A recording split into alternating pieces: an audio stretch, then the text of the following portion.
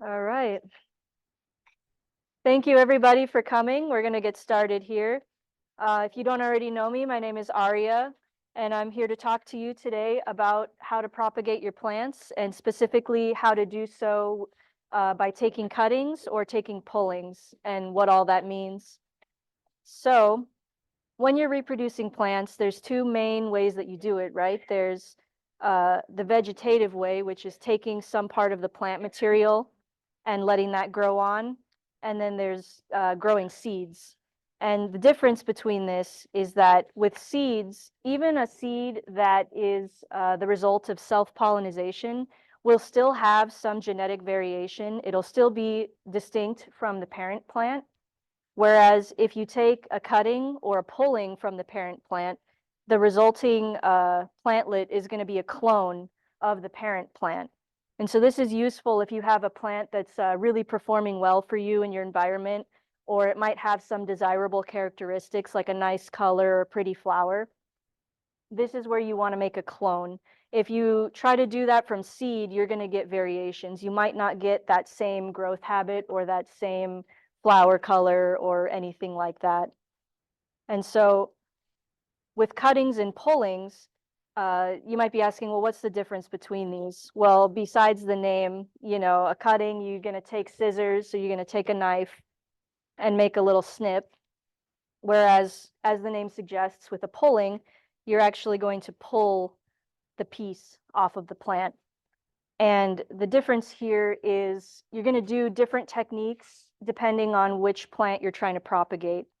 So for plants that can grow plantlets from the leaf material, something like these, you can take a cutting. So these plants, when I cut them off, will actually start to grow plantlets from the leaf surface here. So something on here, and sometimes these guys will even sprout plantlets like on this part here without the dew. Whereas plants that are going to form plantlets from pulling, it's really important that you very carefully pull and you get the part of the leaf that is actually connected to the stem or to the rest of the plant as a whole, because that spot where the leaf connects to the stem or connects to the rest of the plant, that's where the plantlet is going to form. So that's for something like Venus flytraps, cephalotus pullings, you can do that, and Pingicula, which are very popular. Those ones you need to do pullings as well. And so once you yank something off of your plant, you need a place to put it, right? And fortunately, it's pretty easy. Pullings and cuttings, they like to go in the same media more or less as the parent plant. If you want to save space, you can even put the cutting or the pulling directly into the pot with the parent. This is great for people like me who have a problem and have too many plants.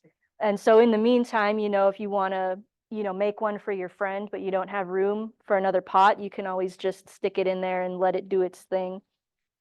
So common media for the plants, you can do like a peat and a perlite mix. 50-50 is very popular. You can do sphagnum moss and perlite or sphagnum moss and sand. You can even do pure sphagnum. A lot of people like that for propagation. For me personally, the sphagnum works the best. I do all my growing outside, and I don't do any greenhouses or any kind of covers.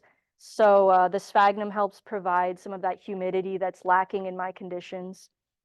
Let's see. And for some varieties, like sundews, you can actually float them in pure water. So you can a lot of people like to take a test tube, kind of like this. You can fill it with pure water and put your cutting in there and put it in like partial sun or in a really bright windowsill, and it'll actually start to grow stuff just floating in the water.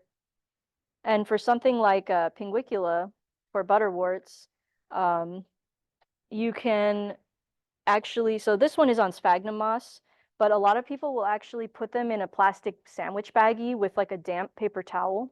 And that seems to work really great for people too. There's also a low space investment as well, which is nice. And I would say when you take these cuttings or pullings, try to take multiple. Not every cutting and not every pulling is going to root for you. It's just, the way things go. So I usually like to take 2 or 3 at least. And so I'll just do a little demonstration for you here on how to do this. Just try to get out of the way here. So we'll just take this nice convenient one that's going here. Just gonna cut it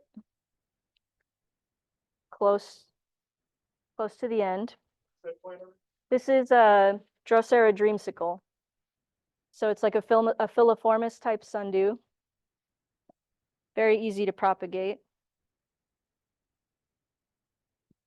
And I'm gonna cut this leaf into some pieces. You could, put the whole thing on top of some sphagnum moss, but it's easier to manage if it's cut into pieces. So I'm just gonna do 1 or 2 inch pieces here.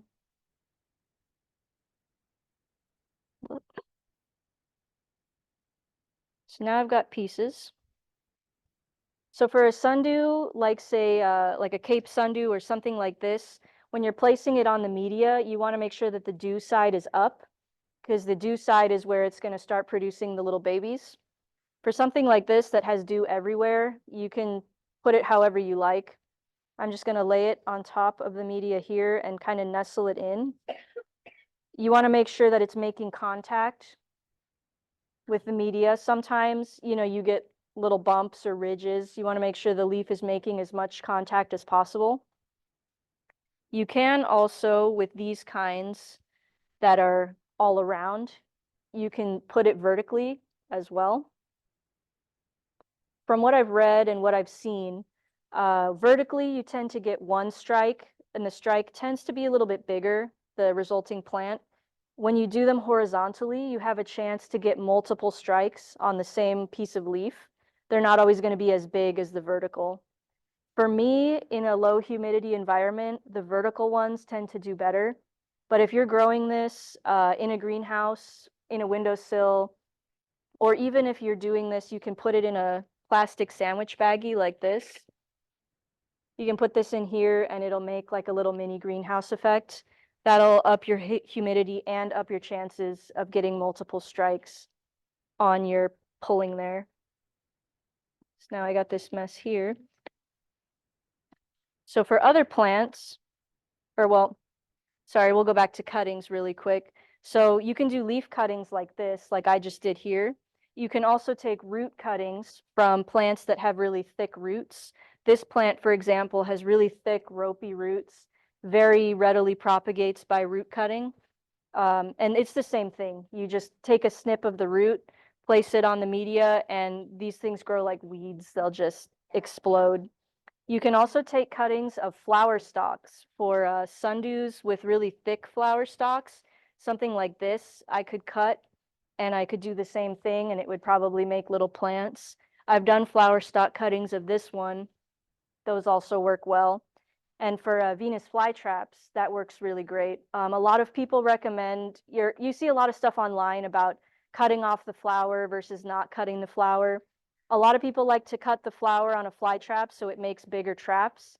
And you can take that cut flower stalk and again, cut it into some pieces like this, exactly the same idea. You can either lay it horizontally or you can stick it directly into the media. And then you have the potential to get a new baby fly trap. And then that's great because there's a lot of really interesting fly trap cultivars. You have the ones with the funky teeth or the colors. So if you have a cool one and you want to share it with someone, you can always take that flower stalk cutting and just stick it right in there. Yeah. So if you have a fly trap with flower stalk, are you able to pollinate your flowers, collect the seeds, and then cut it off and propagate that, or is that too late? It's usually too late. If you're very, very lucky, you can get it to strike, but most of the time the flower uses up the energy that's stored in there in making the seeds and all of that stuff. So unfortunately, you kind of have to commit. Yeah. But if you have a big enough fly trap, a lot of the time they'll do multiple. I had one last year that would not stop flowering. I was trying to get the big traps and it was like I would snip one and then 3 would come up and I'd snip those and then more. And it was like, oh my gosh. So finally I was just like, okay, you can, I give up. You can do it. It's clearly what it wanted. So as for pullings, it's again, mostly the same concept. Unfortunately, I don't have an example plant for that, but it's almost like if you imagine taking pullings from a succulent, where you just very carefully remove the leaf and you want to make sure you're getting all of that leaf material. You don't want to like rip it halfway. That's not really going to do well for you. For fly traps, a lot of people recommend that you remove the trap before doing a leaf pulling. And fly traps are usually easier to take pullings from if you uproot them. So if you're doing like a repotting, that would be a great time to take a pulling. You just take the leaf and very gently pull it away from the plant. You want to make sure you get the white part that's underneath. That's the part that's going to sprout a plant for you. And so with that, similar idea in that you put the white part into the media, just kind of nestle it. It doesn't need to be completely buried, but again, you want to make that good contact, the green part out. And then same thing with the pings. I do kind of have, here's one that sprouted for me. I'll come around here if I don't trip on this. So you can see, you just place the leaf very gently on the media. Let's see, I put this down on January 21st. This is actually from the last meeting that we had with Carl Procco. He was giving out some Pingicula, and while I was potting them up, a couple leaves fell off. So I decided I would put them on here. And you can see the two leaves next to it that did not succeed. And that's why it's important to take multiple pullings. And so with the pings, again, same kind of idea. You just lay them on the media, very similar to succulent pullings. You just want to make sure that you're supporting the leaf. Some of these like to curl, especially as they start to dry up. So you get a leaf that's like this. What you can do is basically make a little hill in your media, whether that's peat moss or whether that's sphagnum.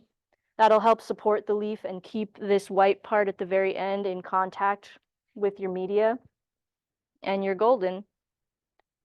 So once you get all of that potted up, as far as light goes, you can do anything from partial to full sun, depending on your species.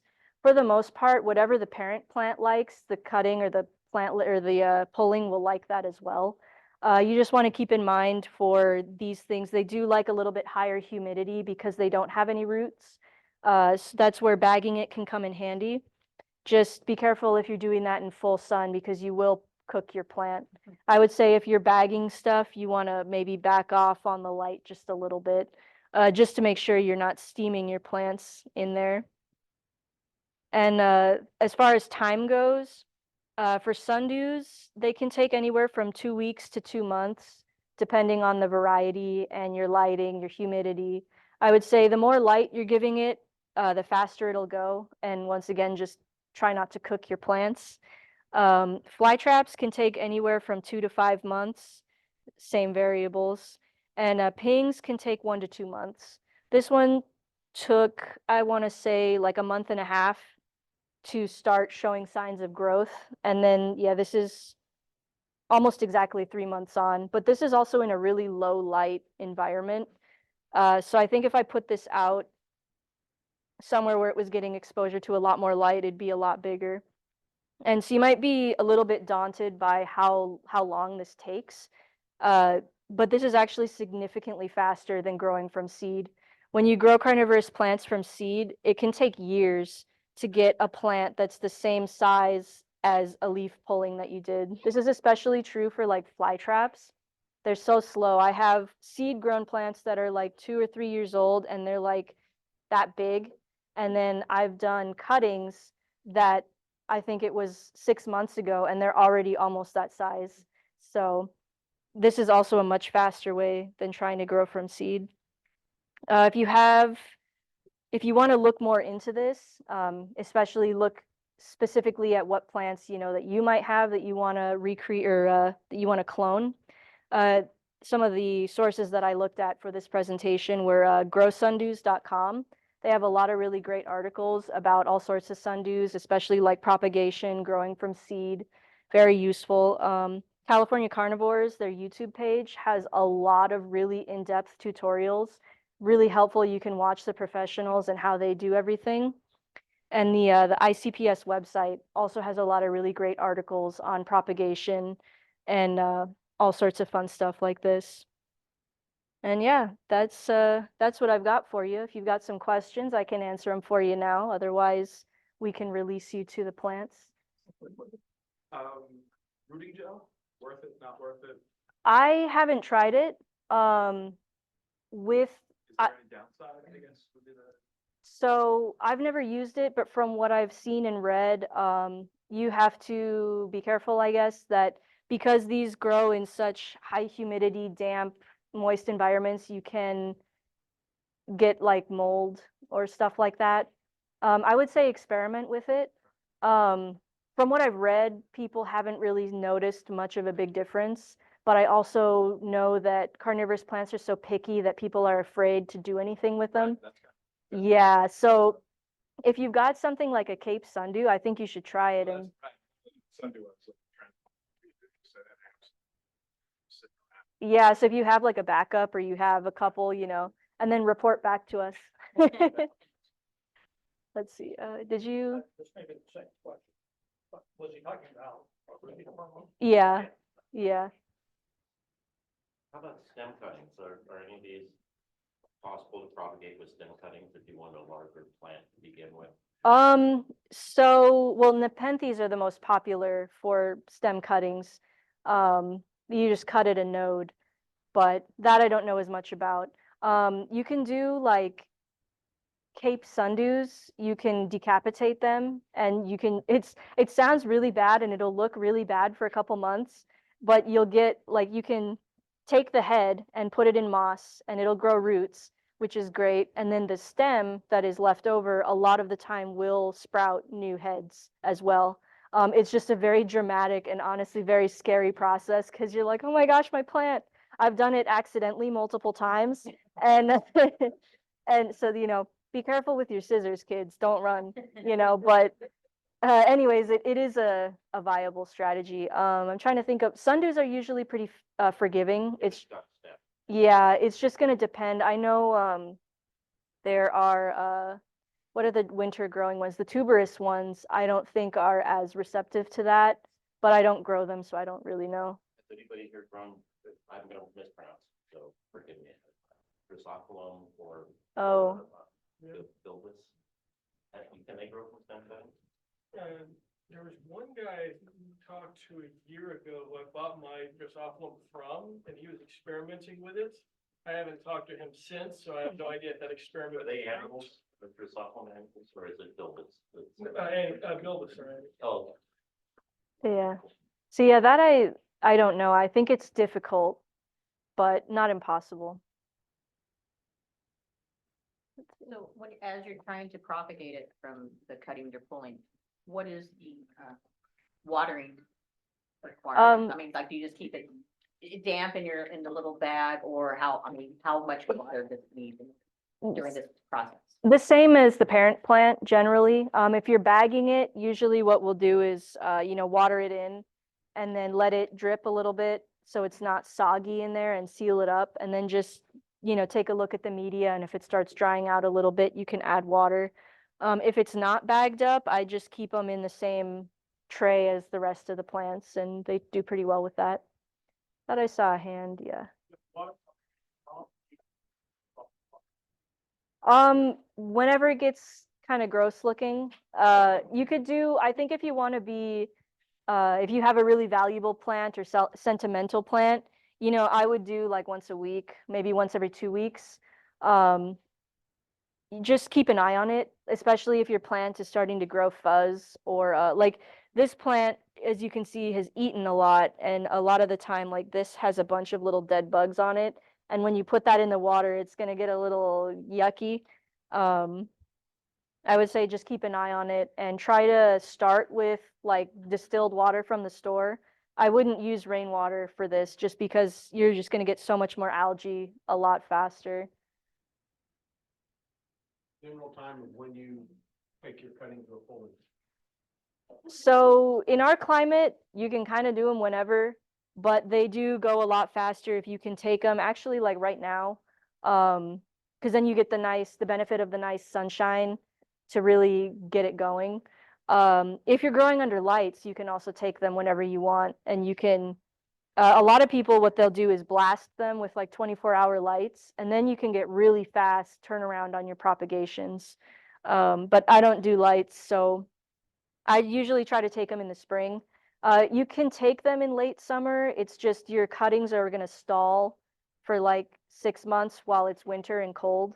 So it's more rewarding, I feel like, to take them in the early spring. That way you can, and it'll also let them get a growing season in, especially for something like this guy that's going to go dormant. It's good to let them gain at least a little bit of size before they go to sleep. Then it's less likely that you're going to lose them in the pot. Any other questions, comments, concerns, complaints? So I had a really cool, dreamsicle, and it went dormant and started coming back. And I don't know what happened, but like the mold crept in and just killed.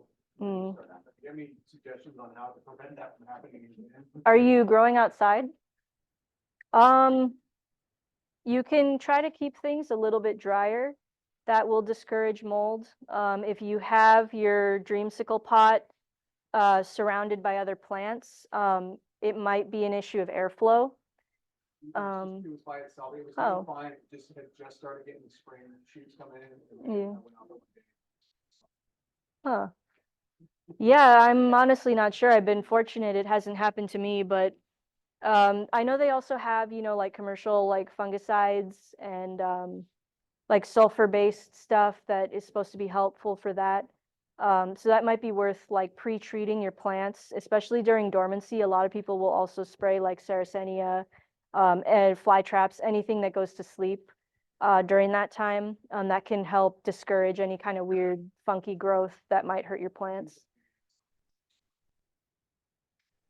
Yeah, and sometimes there's just freak, I don't know, whatever that comes through and They just die. yeah, they just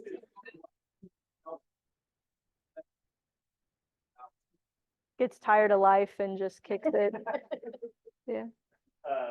Slightly taller pots might help too. I Yeah. noticed your dreamsicles in kind of a little bit taller pot. I have one looks very similar to that, and it's a little bit taller pot, so it needs to have a little bit more For root depth. head room or whatever to Yeah. dry out, if you will. Okay. Especially if you tend to have everything sitting in water, a little bit taller pot. I found on Amazon a couple of brands of pots that instead of having the wick, they actually sit in the water and they have a float in 4-inch. Too complicated. For the outdoor growing stuff, it's been the easiest thing because I just look at it, I go, oh, water levels dropping down because the float, and I don't have to worry about like things being too dry. It's been very. Is that it where it's like enclosed? Yeah. It comes Oh, in a yeah. plastic pot, and then the tray just sits in it, and then it has a hole where the float goes in, and it's I like them better because they're not wick related. They're actually sitting in the standing water, and Yeah. all of my outdoor stuff. Is just We like that. Anybody else? Also onto that one, the more sun you can give it, that usually helps prevent mold as well. Yeah, I had it in a partial shade area, so. Give these things as much sun as you can give. Okay. So I guess to follow up on that, then, if I've got a fairly healthy sundew right now, if I propagate a few of it, just leave it where it is, because I've been scared to do anything to it. It's doing great. I don't want to, that's So a good thing. But yeah, oh, I know that feeling. It's so hard, when you have a beautiful plant and it's like, well, I could have more plants, but I don't want to cut it. I don't want to, I don't want to breathe on it. It's doing good. I like to err on the side of caution. I'm probably a little overly cautious, but so these are both full sun plants for me. When I do cuttings, I usually put them under the patio in partial sun. They seem to do well there. They just grow a little bit slower. Until you bring it back. Once they have, yeah, once they have a couple like real leaves and they have roots, then I'll start to introduce them into the full sun. Yeah. It's pretty much like once they have roots, they're usually pretty good. to follow up to that, I'm actually going to transplant that one in the next couple. Any advice on transplanting into a bigger For which one? Sunday. Sundew? It depends on, I mean, this is the right season for it. Just be prepared to get sticky. It's, yeah, you always think you're gonna be fine and then you're not. And then, what kind of sundew is it? Is it like big or No, it's a. little? Right now, it's. I would just say, be careful, but you don't have to, for most sundews, you don't have to be as careful as you think. They're pretty resilient. So I guess follow up to that would be that it's still in its original, 10 Dixie cup size. Yeah. Should I leave it in there for another season or what? If you've got roots coming out the bottom, it might like to move up a size, but yeah. So one thing about roots on the bottom is I keep a lot of Drosera Adelaide and I see them send roots out of the bottom and then a lot of baby plants will sprout from those roots underneath the water. So that, one pro to keep it in a smaller cup is you get a lot of babies, you can just snip off the roots at the bottom super easily. They won't stop. Yeah, Just make sure if you cut anything, you leave between plants. yeah. So how long does it take for the cuttings to get about selling size? That depends a lot on your conditions. If you are like somebody that's got a big setup where you have 24-hour grow lights, you're feeding them, the humidity's perfect, you can get them, depending on like sundews, you could probably go a couple months and you could have something sellable. If you're like me and you're growing outside, use maybe more like 6 months of, and it also depends, I guess, on what you mean by sellable size. Because you can get some, something small. I had like these dreamsicles. It took me a couple months and, you get some stringy little things that are this big. But if you wait a season and let them grow bigger, they're a little bit more impressive and people are more interested in purchasing them. I'll think about 3 inches, about in diameter. Okay. You doing outside or under lights? I'm doing on the windowsill. Windowsill? Without supplemental lighting, it's probably 4 to 6 months minimum. And you'd need to feed it. I would recommend like fish flakes, or like freeze-dried bloodworms. If you want to be insane like me, you can take tweezers and take the little bloodworms and put them on the leaves. Or you can, for really, really tiny sundews, like you can mash up the bloodworm and you can take the little particles and put them on the little baby leaves. And you look like a psycho, but it works. You're there with your little, 1 flake, 2 flake, but then, yeah, but you'll notice that it's a very noticeable difference. Like if you have, 1/2 of the pot that you feed and 1/2 of the pot that you don't feed, like the one that's getting fed is going to get huge. You just want to be careful when you're feeding them that if you're in a high humidity environment, if you put too many flakes on there, you can encourage mold growth. So you want to make sure you're getting airflow and make sure you're getting enough light and that you're checking on the plants every day after you fed them, so you don't lose your seedlings or your plantlets to like any kind of weird mold. I also like to spray mine with Maxi when I propagate them. Yeah. Which is a fertilizer, but fertilizer gets like a lot. There's a lot of it online. Yeah, Maxi's really great for that too. It also can encourage algae growth sometimes. Make sure you don't put the thing really, really tiny, otherwise you might have everything else growing around it. Yeah. Yeah, anybody else? Questions or? Okay. How do you get rid of liverwort? I don't have that problem because my stuff is too dry. So I would say chuck it out in the sun, but that probably doesn't work for like Nepenthes or. I mean, I know that some people use hydrogen peroxide. Oh. It's supposed, but I've never done it. Has anybody done it? Because I'm not going to do it on my plant.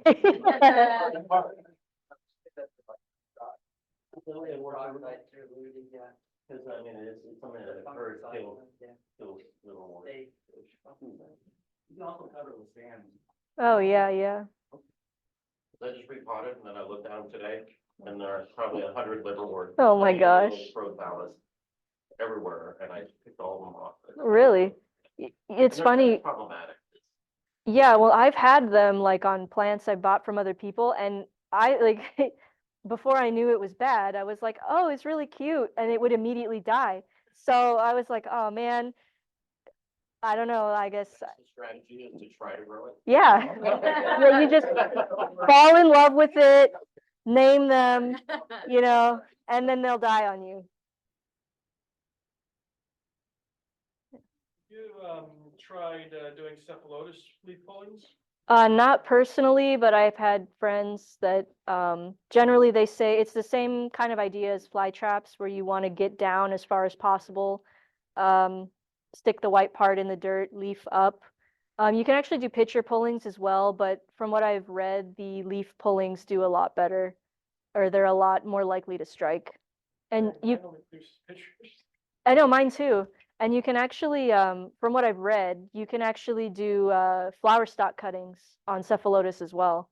So that's something I might try this season. We'll see. But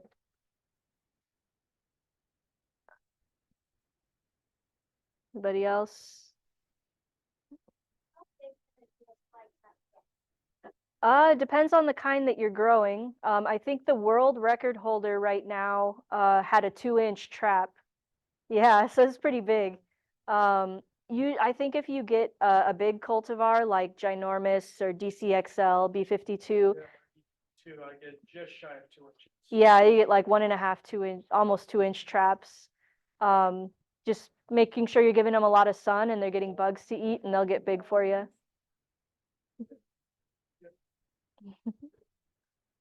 I feeded boardworms from my tomato. Yeah. That's the big hole. Yeah.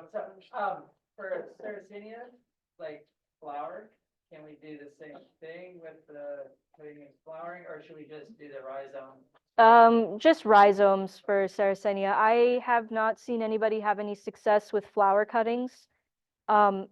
Sometimes I've heard / read that some people have had success doing leaf pullings with Sarracenia purpurea. I don't know much about that, just that some people have claimed to have success with it. But yeah, for Sarracenia, it's much better to just do rhizome divisions. I think that's it. I'll be around. So if you guys have any other questions or you want to talk about plants, you know where to find me.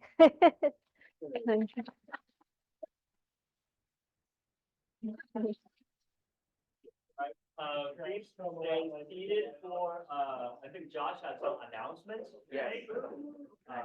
Just take a minute, and after that, we'll do raffles.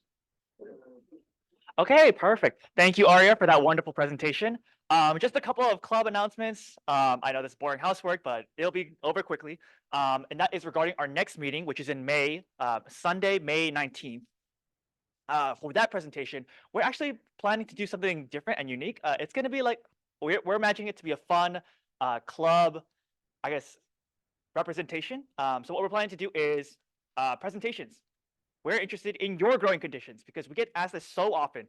What are your growing conditions like? How do you grow your plants? And so we thought it'd be a great idea to kind of showcase all of our club members' growing conditions. You know, how do they grow their carnivorous plants? What kind of carnivorous plants do they grow?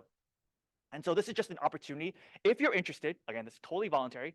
If you're interested in sharing, you know, your growing setup, what kind of plants that you grow, how you grow them, lights, water, all that, everything that you would possibly want to share, we're taking photos so that we can compile a PowerPoint. And so basically, again, if you're interested, you would just kind of come up here, show off, and kind of explain your pictures that you want to submit, and just kind of share how you grow carnivorous plants. Because I'm curious, we're all curious, and everyone, you know, we can learn from each other that way.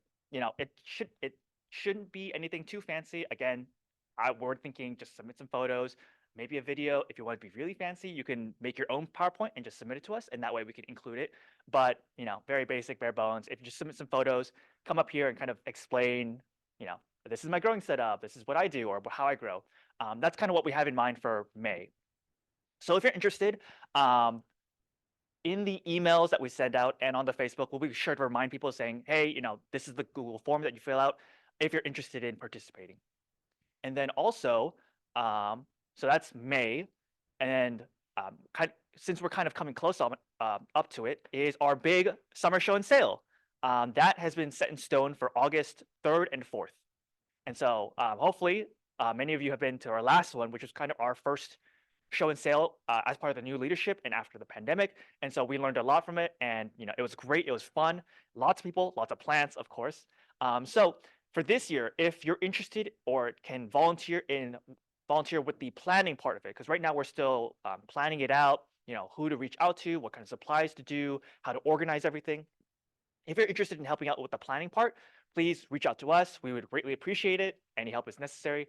And then if you're interested in volunteering for like the day of, just helping with the traffic flow or cashiers or all that other stuff, volunteering the day of, we'll have forms for that later on. But right now we are taking volunteers for the planning part of it. And I think that's it, right? Any other announcements, Hong? Yes, Harvey. So at the show, we give away, last year we gave away almost 200 pencils free to any child. So if anyone has any extra pencils they would like to get rid of, whether, a lot of times in our Sarcenias, they're growing like crazy. Instead of just throwing them away, which I don't do, but I'll take them in bulk and replant them and we'll give them away to the kids. So if you can bring them to the next meeting, that would be great, because that's about the timeline I need to find. Feel free to plant them individually. But I need about another 75 or so. And Oh, for, Uh, do you have an announcement or no, I was just. okay. I was just gonna say, so for anybody that's paid their yearly membership dues, I'm gonna be giving out some cuttings of my sundews here. So if you guys want to just come up, maybe form a line that way. And I got some bags. I'll give you a gooey leaf and you can, can play with that however you want to do that. And that reminds me, another membership perk, Jim, if you want to take it away. 19 remaining Sarracenia flava babies.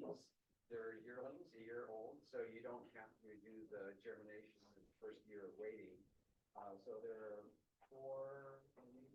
5 different crosses of Sarracenia flava. So they're all kind of weird in between ones. You've probably seen, Maxima and Cupria and Regalia, the different varieties described. These crosses could produce some really interesting in-between things and maybe some flavas that people haven't seen before. So there are crosses from the Nigo Petzaniga, just outside of Bologna or Milan. So I've got some, and Josh Lynch, and there's one of my crosses over there too. So yeah, your chance to get some really interesting flavas that nobody else has. And as they grow up, I think it would be great if you could just, share pictures over the next year or so over our Facebook page or something like that. This is what mine has grown into. I think you're bound to get something interesting and different. So everyone who's a member, grab one. And if you would like some advice on which ones might be which, just ask me that you have. And when we get to the raffle, everyone who came here is entitled to one free raffle ticket. So I know I've messed with a few of you, so please come to me right before the raffle starts, which will be soon. And you're welcome to purchase extras. They're $1 a piece, and there's discounts if you buy more. So good luck. Thank you.